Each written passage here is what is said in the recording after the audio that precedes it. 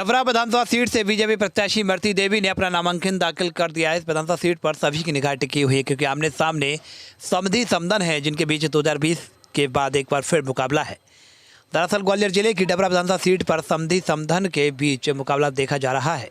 भाजपा के सिंधिया समर्थक इमरती देवी चुनाव मैदान में है, वहीं कांग्रेस ने इमरती देवी के समधी और मौजूदा कांग्रेस विधायक सुरेश राजे को टिकट दिया है। दोनों ही नामांकन दाखिल करने के बाद एक दूसरे पर निशाना साध रहे इमरती देवी ने दो टूक कहा कि उपचुनाव कि उनका समधी समधन वाला रिश्ता 2020 उपचुनाव में ख़त्म हो चुका है, जबकि सुरेश राजे का कहना है कि इस रिश्ते को जोड़ने भी इमरती देवी आई थी और तोड़ा भी इमरती देवी ने ही। ऐसे में मुकाबला बीजेपी कांग्रेस के बीच है। 2020 उपचुनाव में भाजपा ने कांग्रेस से आई इमरती देवी को डबरा से टिकट दिया था, वहीं कांग्रेस ने इमरती देवी के खिलाफ उनके समधी सुरेश राजे को टिकट दिया था। तब इमरती देवी 7633 वोट से चुनाव हार गई थी। इसके पहले सुरेश राजे भाजपा में थे, लेकिन इमरती देवी के आने के बाद कांग्रेस में चले गए। इमरती 2008 में पहली बार विधायक बनी थी, जिसके बाद लगातार कांग्रेस के टिकट पर 2013 और 2018 में विधायक बनी। साल 2020 तक डबरा से कांग्रेस की टिकट पर लगातार 3 बार इमरती विधायक बनी रही। ऐसा तीसरी बार है जब इमरती और उनके समधी चुनाव में आमने सामने हैं। साल 2013 में सुरेश राजे भाजपा के टिकट पर इमरती के चुनाव के खिलाफ खड़े थे, चुनाव लड़े थे, लेकिन इमरती से चुनाव हार गए थे। इसके बाद 2020 में उपचुनाव में एक बार फिर दोनों आमने सामने आ गए और सुरेश ने इमरती देवी को चुनाव हराकर 2013 का बदला ले लिया। तब से दोनों एक दूसरे के धुर विरोधी माने जाते हैं, इसलिए इस बार मुकाबला और ज़्यादा तगड़ा होने वाला है। गौरतलब है कि कांग्रेस प्रत्याशी सुरेश राजे के भाई के बेटे मनीष की शादी बीजेपी प्रत्याशी इमरती के भाई की बेटी प्रतिभा से हुई है। दाखिल कर दिया है, इस तरह से क्या चुनाव को लेकर आप मैदान में जाएंगे? वो तो अगर टिकट मिलता है तो नामांकन दाखिल करना होता है, तो आज मैंने किया है। आप सबके आशीर्वाद से और नेताओं के आशीर्वाद से और श्रीमान ज्योतिरादित्य सिंधिया के आशीर्वाद से, शिवराज सिंह और नरेंद्र सिंह तोमर के आशीर्वाद से मैंने आज नामांकन भरा है। और मुझे जो टिकट भारतीय जनता पार्टी ने दिया है, उनके विश्वास पे मैं बहुत खरी उतरूंगी, उन्हें सीट जिता के दूंगी। सुरेश राजे ने कहा है कि समधन के 50,000 वोट से हराएंगे इस बार। नहीं, कहू को समधी नंजन समदिन है। मेरे समधी तो भगत जी हैं और जो बात वो कह रहे 50,000 से हराएंगे, 3,000 से पहले हरा पाई। अब तो पूरी जनता मेरे साथ है, मैं तो जनता के भरोसे पर चुनाव लड़ रही। बजरंगबली मेरे साथ है और जनता पूरी मेरे साथ है। अरे भैया, काय के समधी समदन के रिश्ते, वो तो पहले ही चुनाव में ख़त्म हो गए थे। तो कोई है वो कांग्रेस पार्टी के प्रत्याशी है, मैं भारतीय जनता पार्टी की प्रत्याशी हूँ।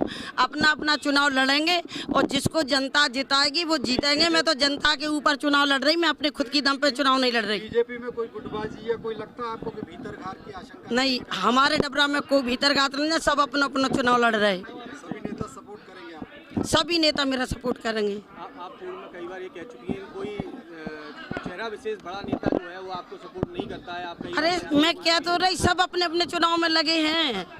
अपना आप तो फोन करने की जरूरत है, कोई फोन ही नहीं कर पाएगा अब तो। नहीं कर पाएगा इस बार। हाँ, लेकिन मेरे भारतीय जनता पार्टी के पूरे नेता इमरती देवी के साथ हैं। आपका एक सपना भी है डबरा को जिला बनाने का, तो उसको लेकर ये तो बहुत जरूरी है। जब मैं मुख्यमंत्री जी से कहूँगी, जब आएंगे मंच पे कि मैं जीतूंगी, मेरी जनता मुझे जिताएगी, तो मुझे जिला ज़रूरी है, डबरा को जिला बनाना। और हारने के बाद भी सम्मानीय मुख्यमंत्री और श्रीमान ज्योतिरादित्य सिंधिया ने 750 करोड़ के काम दिए। हारवे के बाद मैंने कहा था मैं हारी नहीं, मैं अपनी हिम्मत नहीं हारी, चुनाव हारी हूँ।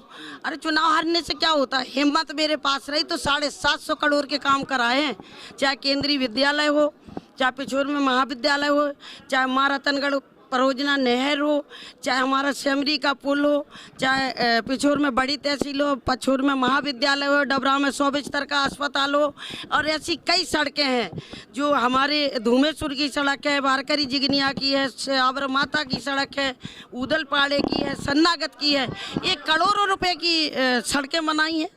आप पूर्व में कई बार कह चुकी हैं कि हनुमान जी आपके साथ हैं। अभी भी कई मैंने, जनता मेरे साथ है और बजरंगबली मेरे साथ है। आप बजरंगबली के नाते आपने कहा था कि सीएम के चेहरे में अगर बजरंगबली चाहेंगे तो ज्योतिरादित्य सिंधिया जी को सीएम बनना चाहिए इस बार। कोई ऐसा मैंने कभी नहीं कहा, ऐसा मैंने कभी नहीं कहा। जो हमारे प्रधानमंत्री हैं वो चाहेंगे वो सीएम बनेगा, और आज का सीएम तो ये है। कमल का फूल। चलो ठीक प्रक्रिया का नामांकन दाखिल किया है। हाँ, चुनाव के लिए नामांकन एक प्रक्रिया है और उसी प्रक्रिया के तहत हमने आज नामांकन दाखिल किया है और आप सब के सामने है। क्या लग रहा है इस वार्ड डबरा में किस तरह से जनता आपको साफ समर्थन देने वाली है? जिस तरह पूरे प्रदेश में जय जय कमलनाथ है, डबरा में भी जय जय कमलनाथ है। क्या लगता है पार्टी में कई तरह की दावेदारी वाली स्थिति डबरा में बीजेपी की तरफ से नजर नहीं आई, लेकिन देखिए, कुछ दावेदारियां कराई जाती हैं, होती नहीं है, और जिनको कांग्रेस पार्टी से मुकाबला करने में डर लगता है वो इस तरह के काम कराते हैं। इन चीज़ों से कोई फर्क पड़ने वाला नहीं है। जहाँ तक दावेदारी का सवाल है, हमारे तमाम वो दावेदार मित्र हैं, वो कई तो उसमें ऐसे हैं जो पार्षद का चुनाव लड़ने से डर जाते हैं, हार के डर से। अब जब चुनाव में हार के डर से जो आदमी डर जाए तो उसके बारे में मैं कुछ कह नहीं सकता। इमरती देवी जी आपके सामने हैं, क्या लग रहा है इस बार पिछली बार की तरह जीत की तस्वीर 7,000 से कितनी रही है, वो कितनी? नहीं, पिछली बार से बहुत आगे कांग्रेस पार्टी जाने वाली है और जब 3 तारीख को परिणाम आएंगे, 17 तारीख को मतदान के बाद, आप देखना डबरा एक नया इतिहास लिखेगा, अपना खुद का बनाया हुआ जीत का रिकॉर्ड डबरा तोड़ेगा। 60 पार जाएगी, 60 पार, 60,000 पार जाएगी।